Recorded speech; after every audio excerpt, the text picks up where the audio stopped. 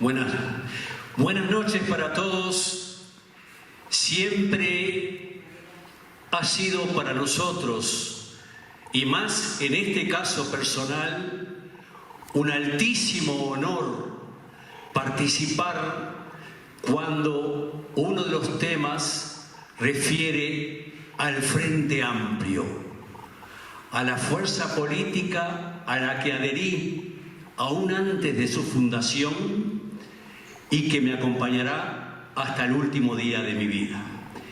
Y es también mucho más grato hacerlo en esta casa emblemática que lleva el nombre del querido cantautor compatriota Alfredo Zitarrosa, quien sin medir consecuencias en 1971 adhirió públicamente al Frente Amplio y en agosto de ese año se incorporó al movimiento popular unitario que presidía el recordado doctor Alberto Caimaris, que integraba el Frente Izquierda de Liberación.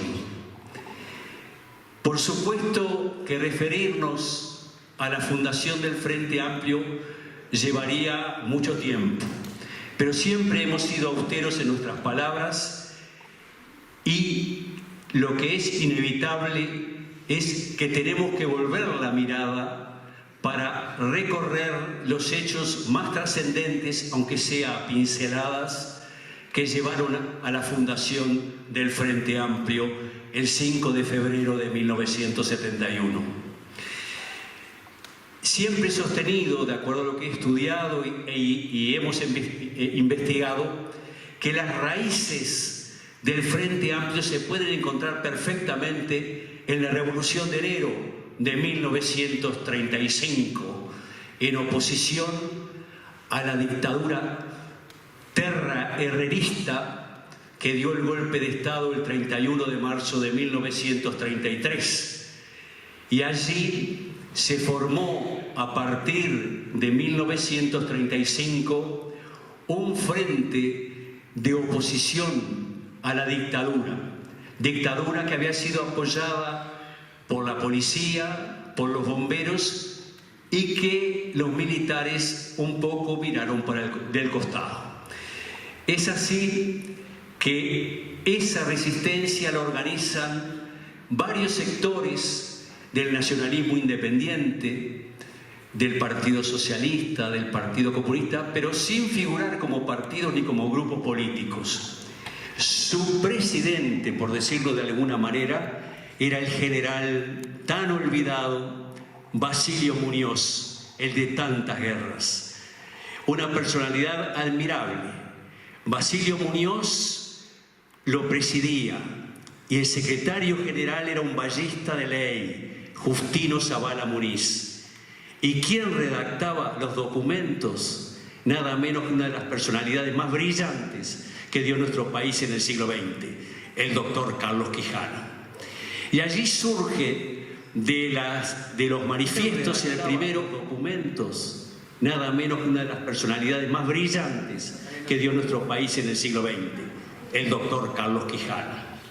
Y allí surge de los manifiestos en el primero,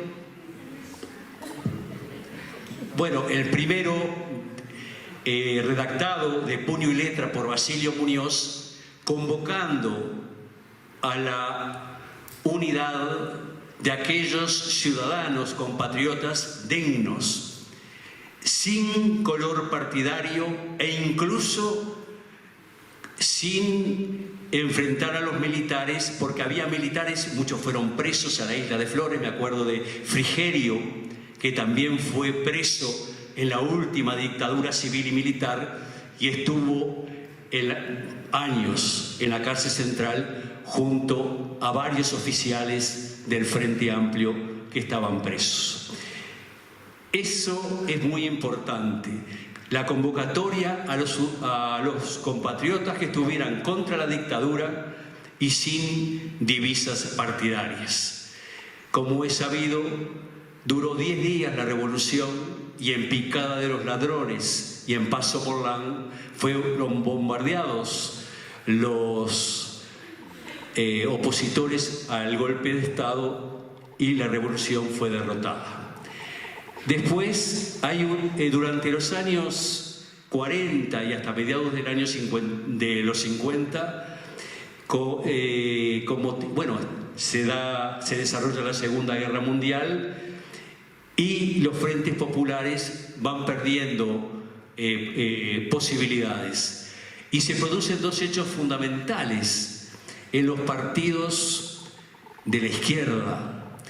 En el Partido Socialista prevalece la posición renovadora de Vivian Trías, que va relegando a su fundador, Emilio Frugoni. Y en el Partido Comunista se incorpora, tras el alejamiento de Eugenio Gómez, Rodney Arizmendi. Esos van a ser hechos fundamentales.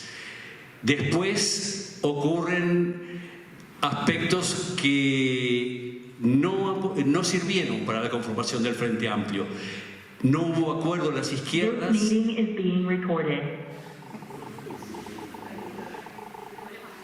Problemas técnicos. Y ocurre que se fundan dos frentes de izquierda, la Unión Popular y el Frente Izquierda de Liberación. Pero es muy importante lo que ocurre en esa década de los años 60 con el Congreso del Pueblo en 1965, que sirve de base su plataforma a la Convención Nacional de Trabajadores, que en el Congreso por la Unificación Sindical, que se desarrolla del 28 de septiembre hasta el 1 de octubre de 1966, culmina con la creación de la CNT. En 1968, el movimiento por las libertades y la defensa de la soberanía nacional, que presidían, se iban rotando, qué personalidades: Luis Pedro Bonavita, José Pedro Cardoso, el maestro Julio Castro, Héctor Rodríguez y tantos otros compañeros valiosísimos. Y eso va llevando después, se producen hechos importantes, y en el año 1970, ya vamos llegando a la fundación del Frente Amplio, ocurren hechos trascendentes. Primero, el llamamiento de aquellos ciudadanos independientes que no tenían militancia política en aquellos tiempos, que encabezaban nada menos que el general Arturo Baliñas y Carlos Quijano, el llamamiento del 7 de octubre. Y en diciembre ocurren hechos muy valiosos. Se producen los desprendimientos del Partido Nacional, del grupo del senador Francisco Rodríguez Camuso, del Movimiento Blanco Popular y Progresista, y de la lista 99, cuyo secretario general era Selmar Michelini. Y en diciembre del año 70, en la clandestinidad, por supuesto, el Movimiento de Liberación Nacional Tupamaros emite un comunicado de apoyo crítico a la fundación del Frente Amplio. Todos esos configuran aportes valiosísimos que van a llevar a la convocatoria del Frente del Pueblo, que la realiza el 8 de enero del 71, con la firma de Selmar Michelini y de Juan Pablo Terra, convocando a la fundación del Frente Amplio, hecho que cristaliza el 5 de febrero de 1971. Para finalizar, digamos, porque no queremos hablar demasiado, hay dos o tres aspectos que queremos señalar que consideramos que son sustanciales. El Frente Amplio surge con dos señas de identidad que no existen en el mundo, que lo hacen absolutamente único. Esas señas de identidad consagradas expresamente en su declaración constitutiva, en el apartado de las bases programáticas de la unidad y del llamamiento, hablan de una coalición-movimiento. Es un hecho absolutamente inédito, son sus señas de identidad, y el Frente Amplio caminó siempre con coalición de partidos, frentes, grupos y fuerzas políticas, y aquella impronta frente amplista, el movimiento, que al principio eran núcleos del frente que después se convirtieron en comités de base. Y también es importante recalcar que en uno de los documentos más valiosos de los 6 fundacionales del Frente Amplio, el compromiso político del 9 de febrero de 1972, cuando en uno de sus apartados establece que los comités de base deben formar parte de las decisiones del Frente Amplio, porque hasta marzo del 72 los comités de base no tenían incidencia en las decisiones. No son detalles menores. Después de decir que es uno de los hechos más importantes a nivel institucional y político de los últimos 50 años del siglo pasado, y que el Frente Amplio, que fue absolutamente, que en forma despiadada se le quiso eliminar de la faz de la tierra, sobrevivió, como he señalado alguna vez, con sus costurones rojos, cual legado de las banderas de Artigas. Por eso el Frente se distingue con la bandera que hizo Torgués en el fuerte de Montevideo en 1815 a pedido del jefe de los orientales. El Frente Amplio, desde 1999, se ha constituido en la primera fuerza política de nuestro país, ¿no? Y es el único sector, grupo político, la única fuerza política que ganó con el 50% en la primera elección y prácticamente llegó al 50% antes de los 2 últimos balotajes. Y el Frente Amplio sigue siendo la fuerza política más importante de nuestro país y tiene una impronta que lo caracteriza y lo distingue. Surgió como los frentes populares en oposición a la política unitaria que establecían los partidos Colorado y Nacional, que en definitiva y a la luz de los hechos han demostrado dolorosamente que son alas de un mismo partido y que han sumado siempre sus votos para contrarrestar al Frente Amplio.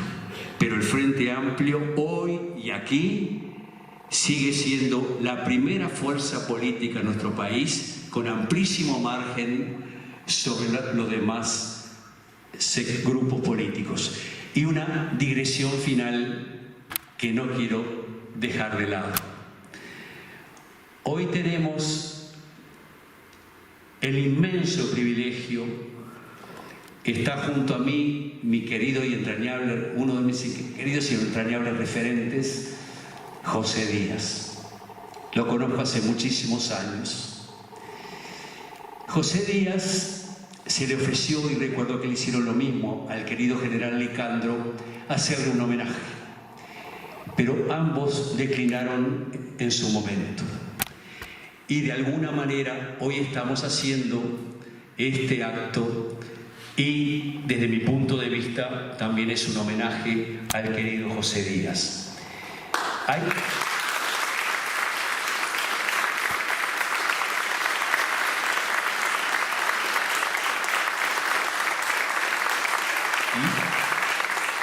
Y hoy, que lo llamé por teléfono, le decía: mira, José, te voy a dejar con el libro para la fundación una copia del original de las bases programáticas, y de los 14 firmantes está también la firma, lo digo con orgullo, de mi padre, está tu firma.